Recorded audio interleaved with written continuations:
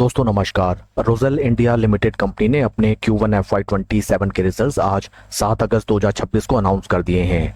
Total income निकल के आई है 38.20 करोड़, जो कि पास्ट क्वार्टर में थी 16.93 crore and in last year for the same quarter जो थी 45.58 करोड़। टोटल इनकम फिगर्स में हमें क्वार्टर ऑन क्वार्टर बेसिस में 125.63% की इंक्रीमेंट, जबकि वाई ऑन वाई बेसिस में 16.19% का डी ग्रोथ नजर आता है। टोटल एक्सपेंसेस निकल के आए हैं 30.21 करोड़, जो कि पास्ट क्वार्टर में थे 41.32 crore and in last year for the same quarter it was 32.87 crore. Total expenses में क्वार्टर ऑन क्वार्टर बेसिस में हमें 26.88% का डिक्लाइन, जबकि वाई ऑन वाई बेसिस में 8.09% कंपनी के टोटल एक्सपेंसेस डिक्रीज होते हुए नजर आए हैं।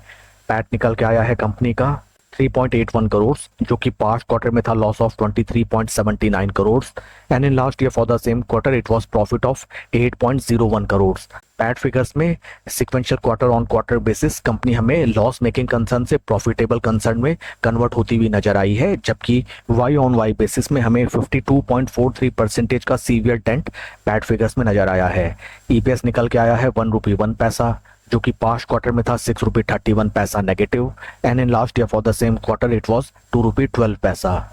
ओवरऑल अगर हम कंपनी के Q1 रिजल्ट्स को देखें, top line sales and revenue figures में sequential quarter on quarter basis काफी जबरदस्त प्रदर्शन कंपनी का रहा है, जबकि वाई ऑन वाई बेसिस में भी अच्छा खासा डिक्लाइन नजर आया है। And in terms of PAT figures quarter on quarter basis में कंपनी ने जबरदस्त प्रदर्शन करते हुए मुनाफा बुक किया है, जबकि वाई ऑन वाई बेसिस में कंपनी की स्थिति काफी खराब होती हुई नजर आई है। ओवरऑल अगर हम देखें काफी मिले जुले रिजल्ट्स रहे हैं, कंपनी के फाइनेंशियल्स काफी वॉलेटाइल नजर आते हैं। आइए अब हम चलते हैं शेयर के टेक्निकल चार्ट पैटर्न की तरफ। This is daily time frame, जहां पे हमें नजर आता है दैट काफी लंबे समय से स्टॉक में जबरदस्त साइडवेज कंसोलिडेशन नजर आता है एंड उससे पहले स्टॉक में जबरदस्त गिरावट। राइट नाउ स्टॉक अपने सपोर्ट एंड रेजिस्टेंस पॉइंट्स के दरमियान ट्रेड करता हुआ नजर आता है। मूविंग एवरेजेस के प्रोस्पेक्टिव में अगर हम देखें, स्टॉक 200 डे मूविंग एवरेजेस पे हमें सपोर्ट लेता हुआ नजर आता है, जबकि 20 एंड 50 वीक मूविंग एवरेजेस के नीचे भी स्टॉक ट्रेड करने लगा है।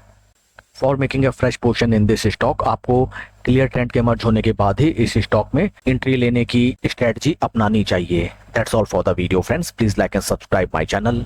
Thank you.